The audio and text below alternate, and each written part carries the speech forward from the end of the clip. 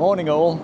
In this video I'm going to be talking about truth in photography, because with AI going to become massive over the next year, I think there'll be a new term called real photography, or it'll be called something like that, and I think people will start to insist on real photography.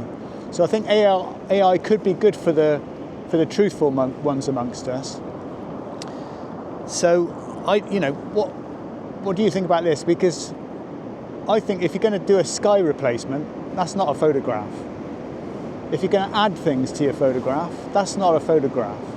So you can't add birds, you can't add, skies and things like that. If it's not a real photograph, is it? So I think there'll be a category called real photography that'll probably emerge from this AI business.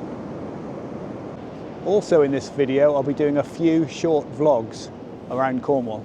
I'm here at Porthtowan at the moment, and I've got a shot lined up. I'll show you what I've got through my viewfinder. And it's a very minimal shot. There's nothing in it at all, really, apart from this foreground that you can see here with the beach and the pebbles, and then the waves and the sky. And none of it's particularly dramatic, so it'd be dead easy to, take the image back home later and put a different sky on it. But why do that? It's not a photograph, is it? I think it's okay to do that if you're going to declare it.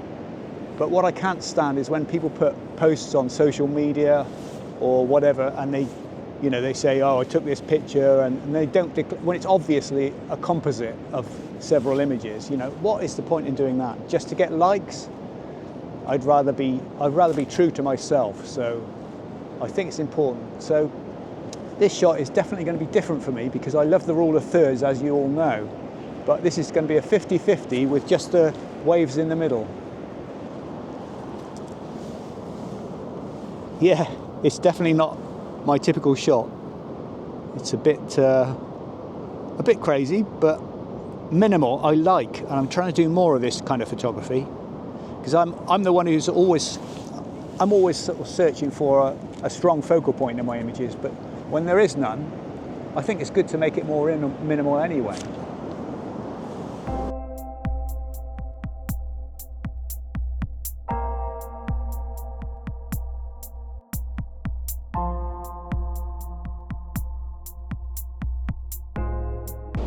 Yeah, I'd much rather tell the truth in my images. Now, I do saturate my images a little bit, and I will occasionally darken the sky, things like that. The sort of things that you would have done in the darkroom back in the days of black and white printing, although I know some people still do that. Not for me anymore, thank you. But I think it's important to tell the truth and, not add anything to your images. I have done it, but I've always declared it as a composite image. But I'd really rather just try and get a really good photograph. It used to be so simple when I used to shoot slide film back in the 70s, 80s and 90s. Because with slide film, there was nothing you could do to it at all. So it would literally come back as you took it. Quite often underexposed if you got it wrong, like I often did. But at least it was the truth. And I used to show those slides 6 by 6 centimeters squared, 2 1/4 inches squared, on a slide projector. And I used to wow my friends, and probably bore them after a while, but I used to wow my friends with the quality of those large transparencies, because they'd all shoot with just regular kind of print film and they would never have seen such quality before. So I think those were good days, because it was truth in photography.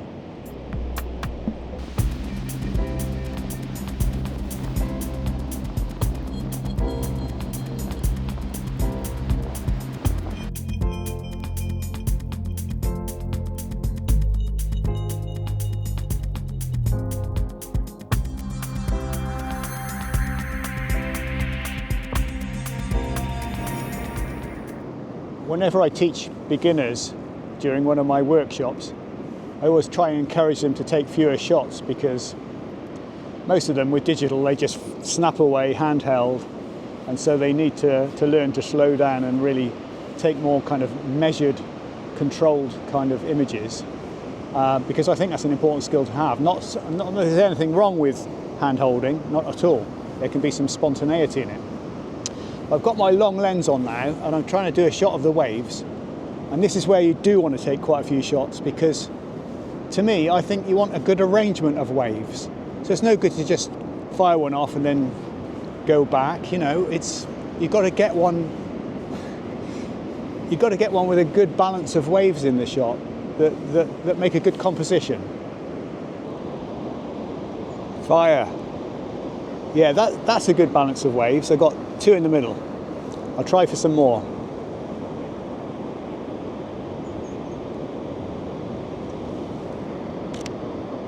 Not so good.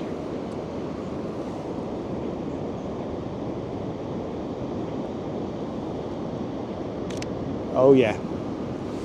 Yeah, that's a better one. I've got two across the middle. I'm going to try and go for 3 or 4 now.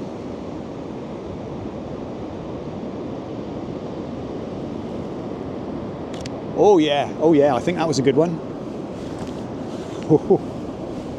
Oh yes. Oh, definitely. That's the best one yet.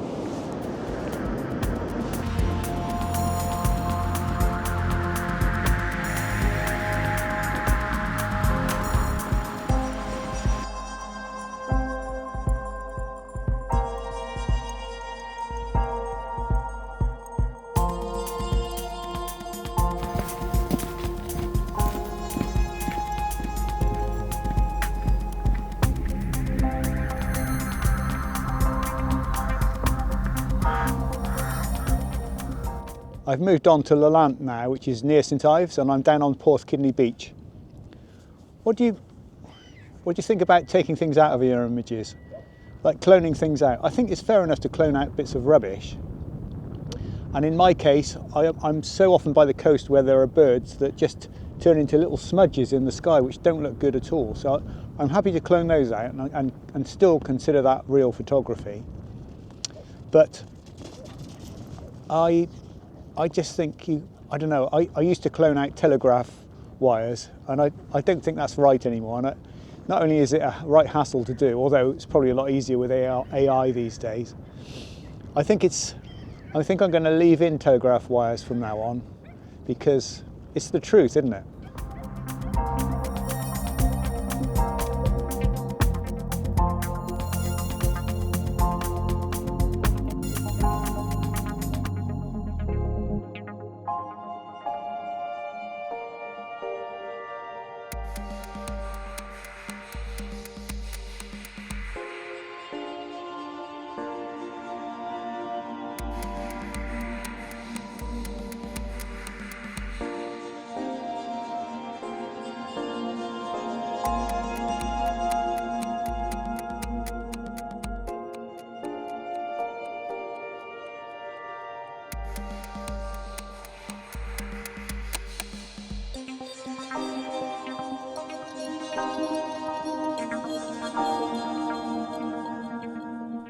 So look at these pictures now. So the first one is of a nice pine tree with the moon behind it. And the second one is a nice pine tree with a sunset behind it. And anyone who knows Photoshop and Lightroom knows that this is just a shift along the white balance. So you can just change the white balance to get these two different shots.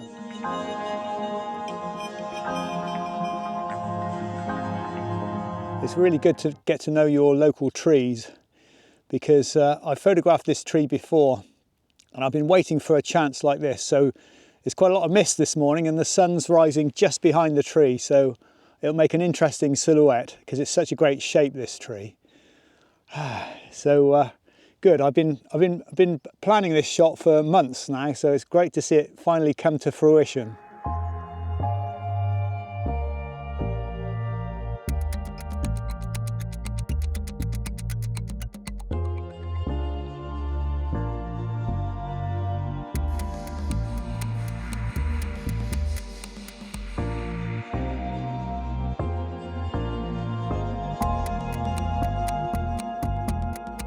Now I'm at the Merry Maidens Stone Circle, great little ancient monument down near Lamorna Cove. not far from Land's End. And I've got a good excuse not to use the tripod because my tripod doesn't go as high as 6'6" is roughly what I can reach up to, perhaps 7 feet. So I'm going to use this brilliant tilting screen so I can reach all the way up to there, which is pretty good really. Not quite drone height, but good enough for this shot. Focus on that one, closest rock to me. Stone, standing stone, not a rock, sorry. And I'm going to underexpose just slightly because the sky's brighter than the foreground. So underexpose by half a stop. It's not a great shot, but I've got better shots already on my website. But the fact is I still supply some images to the publications market, luckily. And they always want fresh images, so I can't obviously send them pictures I took a few years ago. They've probably already used them. So that's why I've come here to do this. Just come down to Porthcurno Beach just to have a look. And there's a seal pup on the beach. Keeping my distance, as you can imagine, because if he's exhausted, I don't want to frighten him back into the sea.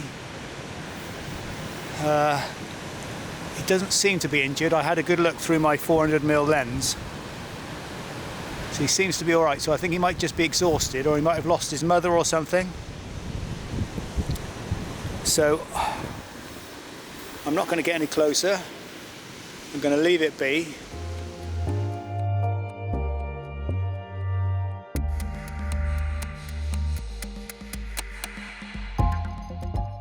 The general public don't know much about photography either, do they? Because I've seen pictures of beech trees with remarks like stunning, beautiful, wow, and all this kind of thing underneath. But beech trees never go red like this. So the most they go is this kind of goldeny brown colour.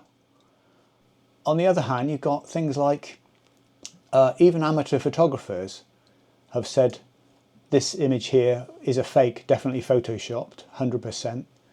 You know, and it's a real photograph. It's just a long lens. It's a 400mm lens of St. Ives, and this compression effect is just a natural effect of a long lens. I say that, but it's actually not an effect at all, because all long lenses do is zoom in on a part of a scene. So if you took a wide angle shot of this and then you magnified it massively, you'd see exactly the same thing. So really, zoom lenses, long lenses, they don't compress the image at all, they only appear to. These pictures of mine of St. Michael's Mount with the moon rising behind, people have called these fake as well, but these are real images, not composites. And yeah, it's so amateur photographers themselves don't even understand that the effect of long lenses, probably because they haven't got a long lens themselves. But it'd be good to sort out the truth in photography, wouldn't it?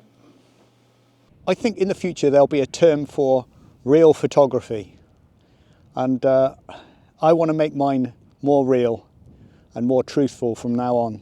So, are you with me?